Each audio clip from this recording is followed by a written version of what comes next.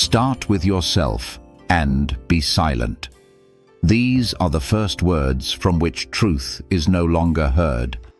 There are phrases so deeply embedded in the fabric of human culture that they are barely felt as phrases anymore. They sound like axioms, like something self-evident, and no one argues with them because they seem to contain a wisdom beyond time. They sound simple, familiar, and therefore especially convincing. Start with yourself. What could seem more reasonable? This expression carries the mark of nobility. It speaks of personal responsibility, of honesty with oneself, of inner work. First, correct your own weaknesses, and only then look at others. And there does seem to be depth in this, even a kind of dignity. But the longer one lives, the more attentively one listens to the world, the clearer it becomes. This simple phrase hides a double bottom. It does not merely suggest, it stops. It distracts. It sounds not like an invitation to reflection, but like a polite way of saying, don't stick your neck out. The world is full of imperfection, and a person who notices it is not always an accuser, more often simply an observer, engaged, honest, not indifferent. He does not demand perfection. He speaks of pain. He notices distortions, violations, falseness. But the moment he opens his mouth, he is told to start with himself. Not to help him understand, but to shift the focus. From the external to the internal, from the general to the personal, from the problem to the one who named it. And suddenly, the conversation is no longer about the essence, but about the right, not about the phenomenon, but about the person. This shift is subtle, almost invisible, but in it lies the entire mechanism. A person is led inward, not so that he may grow, but so that he may fall silent. And the more sincerely he searches within himself, the weaker his voice becomes. He honestly looks, admits, doubts, and it is precisely this that makes him vulnerable. This is how a phrase works that sounds like light but acts like a shadow. And before accepting it on faith, it is worth asking, who most often says it? At what moment does it sound? And who benefits from it? This is where the conversation begins, not rejecting the essence, but trying to free it from the husk, from what has clung to it over centuries. A thin line between honesty and self-destruction. When a person hears, "Start with yourself," he rarely argues. Even if something inside resists, aloud, he usually agrees. Because it sounds reasonable. Because no one wants to appear arrogant. This phrase appeals not to reason, but to conscience. And conscience is a sensitive thing. It does not argue, it contracts.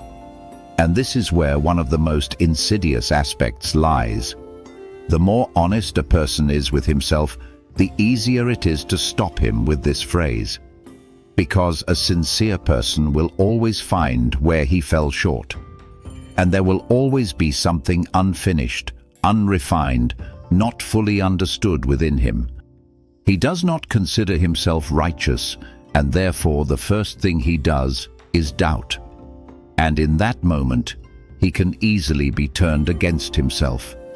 And if you are imperfect, it seems awkward to judge others. It seems you lose the moral right to speak aloud. But here we come to the most important point.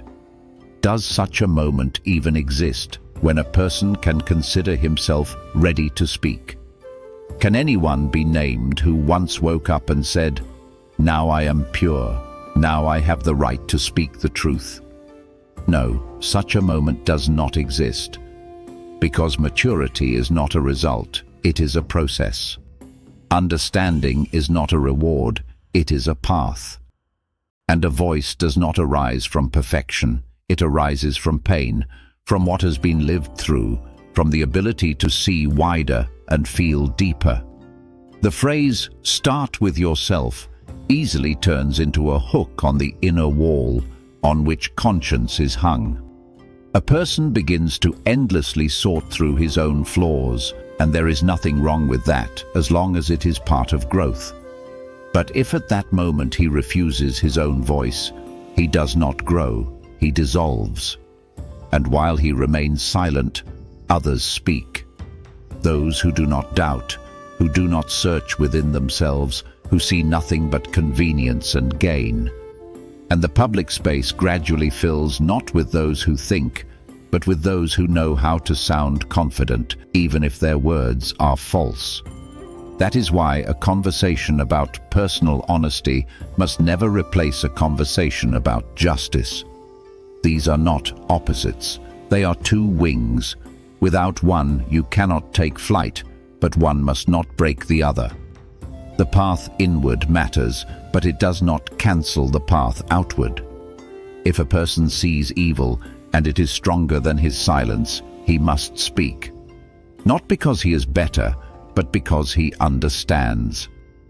And understanding is already more than just the right to an opinion. It is a responsibility not to remain silent.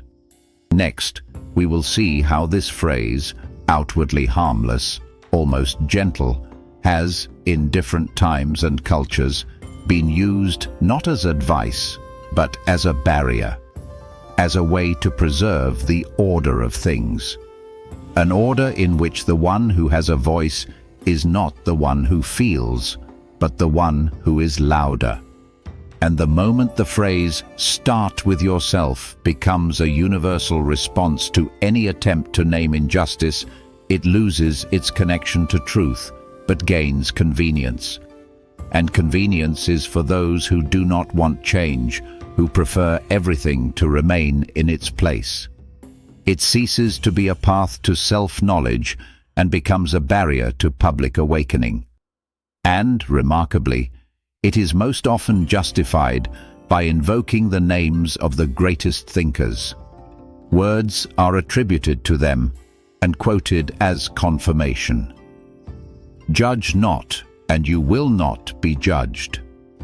Before pointing out the speck in your brother's eye, remove the beam from your own. He who conquers himself is stronger than one who conquers 1,000 enemies. In themselves, these are great thoughts, but they were born in a completely different context. They were addressed not to the crowd, not to power, not to the suppression of criticism. They were addressed to the human inner path, to pride, anger, blindness. The Buddha spoke of the struggle with illusions so as not to harm others. Confucius sought order in the soul, which makes actions more precise. Jesus, if we look at his image in the Gospel, did not say this in an abstract philosophical sense. He stopped the stoning of a person. He defended a woman. And his words were addressed not to everyone, but specifically to those who wanted to carry out the execution. He did not take away people's voices. He took away their right to execute without first looking at themselves. But what happens later? What always happens? Power takes the strongest phrases, tears them from their depth, and places them in the service of stability. Not spiritual stability, but political. Not wise, but bureaucratically convenient. As a result, these very phrases, the most subtle and piercing, become the shield of those who do not wish to be exposed. And a phrase born from compassion turns into the slogan, "Be silent, you too are imperfect." A thought addressed to inner pride becomes a club to suppress any criticism. That is why these statements have sunk so deeply into collective memory. Not because they are the wisest of all, but because they have been repeated most often.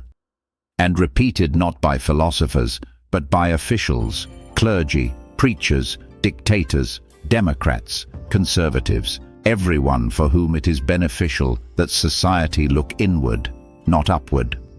That a person occupy himself with himself rather than ask questions. that he not feel the right to speak until he has polished his soul to a mirror-like shine. Thus a pure word becomes a dirty instrument. Thus a thought carrying light begins to reflect shadow. And when phrases become convenient, they cease to be alive. A living thought moves, breathes, provokes doubt, demands effort, while convenient ones are repeated without reflection, like spells. And the more meaningful a quote seems, the easier it is to distort. History remembers many cases when the greatest sayings lost their essence, becoming mere shadows of their former depth. If one looks closely, it is precisely the most flexible phrases, those that require context, inner silence, and awareness, that over time turn into formulas suitable for any power. After all, they can justify anything, from inaction to violence, from passivity to suppression. The phrase, "start with yourself," does not lead to purity.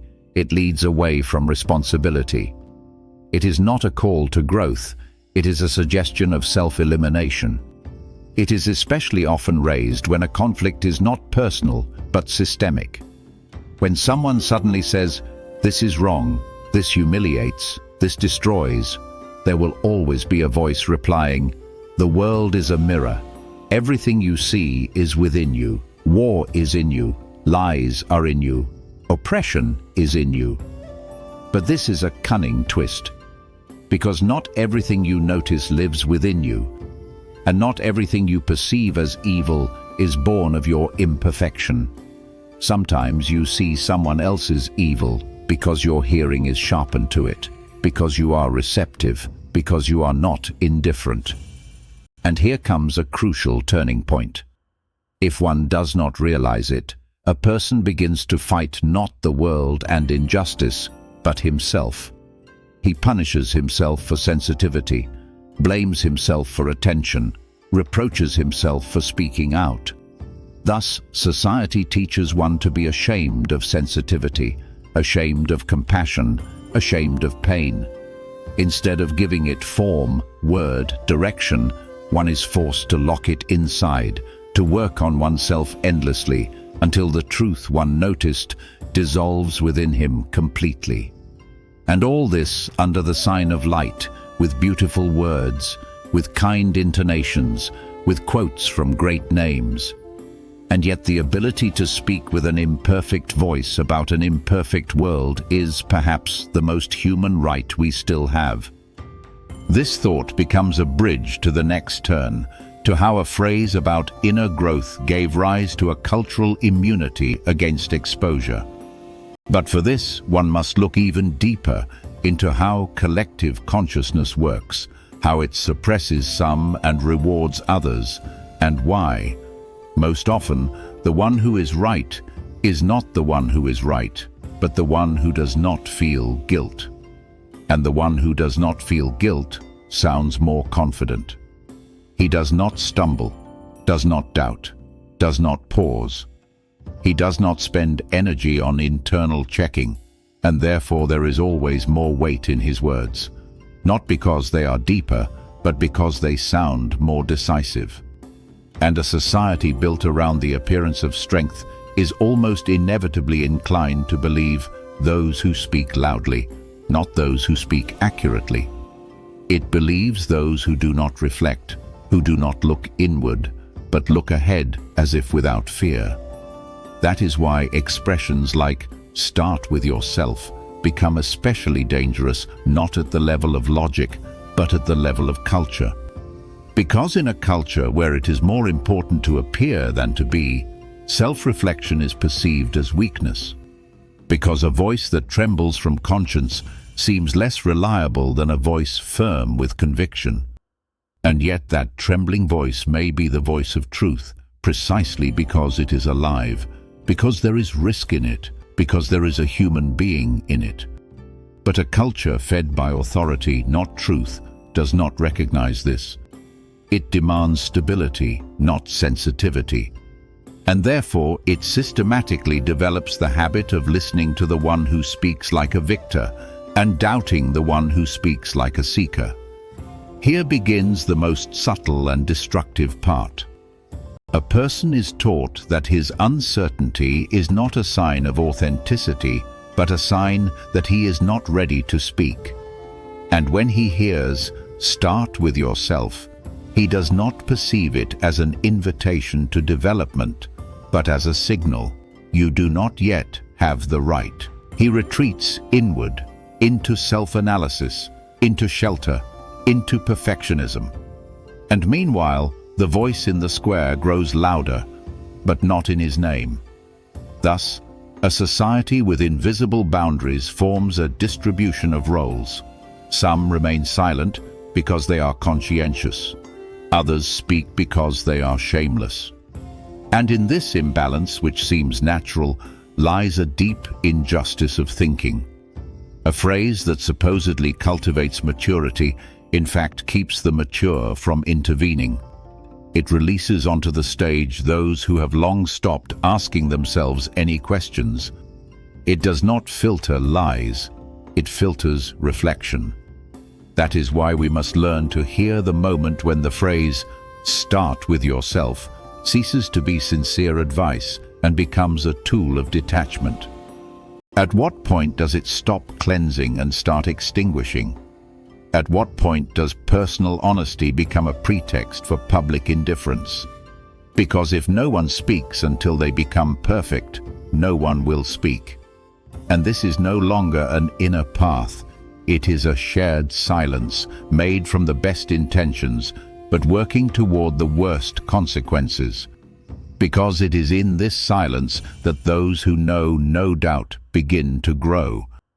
Those who have nothing to check within themselves, who do not feel guilt because conscience for them is merely a word from someone else's vocabulary. It is they, these people without inner struggle, who take the stages, the podiums, the chairs, the control panels. Their speech is loud, self-assured, without pauses. They leave no space for truth, because everything is already laid out for them. Not because they know more, but because they feel less.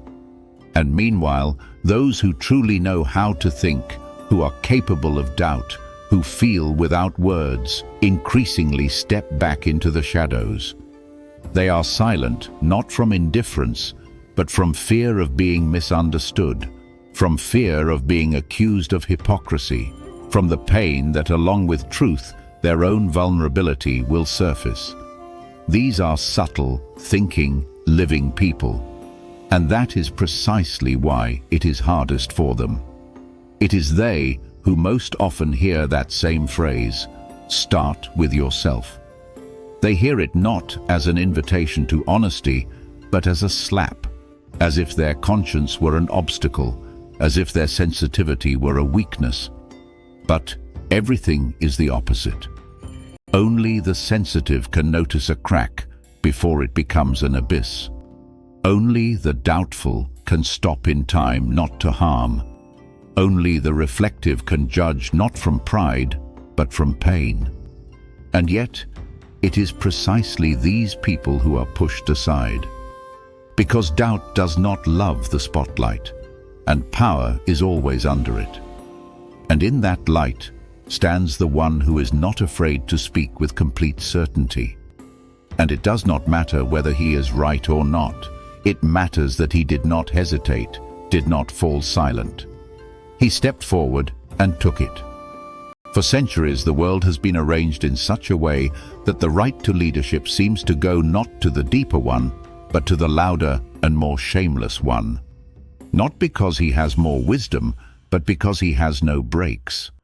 He does not reflect, he does not feel shame, and therefore he is free from manipulation. And where there is no shame, there is unlimited freedom to do whatever is beneficial. Thus, history moves in a closed circle. One confident scoundrel is replaced by another, even more aggressive. And on the sidelines stand those who could speak differently, those who see more complexly, feel more deeply, think more profoundly, but do not speak. Because in childhood, in youth, in maturity, they were told, Start with yourself. And they did, and went further and further inward, until it was too late. And then they are the ones who clear the ruins, who treat the consequences. They write books, make diagnoses, create art, and try to capture the moment where everything went wrong. But they are not at the helm. And again, it is those who do not reflect, and therefore do not stumble. And again the same faces, clean-shaven, with dry eyes and well-fed cheeks. Again those figures, resembling people, but speaking not from the soul, but with press releases in their mouths. Again those who have never hesitated, because there is nothing in them to hesitate. Empty vessels filled with slogans, ambitions, the desire to rule, but not to understand. They are not afraid to lie, because they do not feel that it is a lie. They do not feel shame, because it was removed from them at birth. They do not care about people, because people for them are background noise, the nervous scent of the electorate. And those who are still alive, who hear finely and feel deeply, are pushed aside, left at the roadside. Their view is called naive, their voice ungrateful. They are constantly handed the same worn-out rag. Do not judge, start with yourself. Do not be like everyone else. Purify yourself. Humble yourself. Humble yourself while they rob you. Start with yourself while they sell you. Do not judge while they lead you to applause toward yet another election that will change nothing. And there they stand on the platforms, those polished degenerates with rehearsed modesty and cynical smiles, as if the whole world were their stage and the public nothing more than extras in their performance. They shake hands, kiss children in front of cameras, sign laws that nobody has read, and then raise their glasses in celebration that evening. The success of what? The success of having deceived people once again. Their method is simple. Suppress those who feel, replace those who think, put flags where there used to be doors, and force those who wanted to speak into silence under the banner of morality. This is their elegance. They never silence anyone directly. They simply offer a quotation, give it the necessary tone, and make it clear. Morally, you are not mature enough yet. Stay quiet. Reflect. Work on yourself. And while you are busy purifying yourself, they will build palace after palace from the ruins of other people's lives. This is not politics. It is a bloody alchemy of power in which conscience becomes an instrument of suppression, and wisdom is nothing more than a rhetorical costume worn by a thief. If one thinks carefully, almost all of human history has not been a journey toward enlightenment, but a machine operated by shameless scoundrels marching across the heads of the dependent and the vulnerable. It is an endless procession of clowns, dictators, demagogues, and parasites carried on the shoulders of others, the very shoulders they climbed in order to appear taller, though they themselves have never supported anyone. Babylon or Rome, Paris or Berlin, London or Washington, the mechanism remains the same. The less conscience you possess, the easier it is to rule. The louder you lie, the easier people listen. The more confident your voice, the less anyone asks about substance. Dear friends, if this video truly left a thought within you, if, even for a moment during watching, you felt that conversations like these are still deeply necessary for people, help this project not disappear within the endless flow of empty and superficial content. Your subscription, like, and especially your comment, are not just a formality for YouTube. They are a sign that people still need deep ideas, honest conversation, and a genuine attempt to understand the world a little more deeply than modern life usually allows. Write what you felt while watching, what you agreed with, what you would argue against. What thoughts appeared in your own mind? Because it is precisely from these living responses that a true space for reflection is gradually born. A space that is becoming rarer and rarer in the modern world.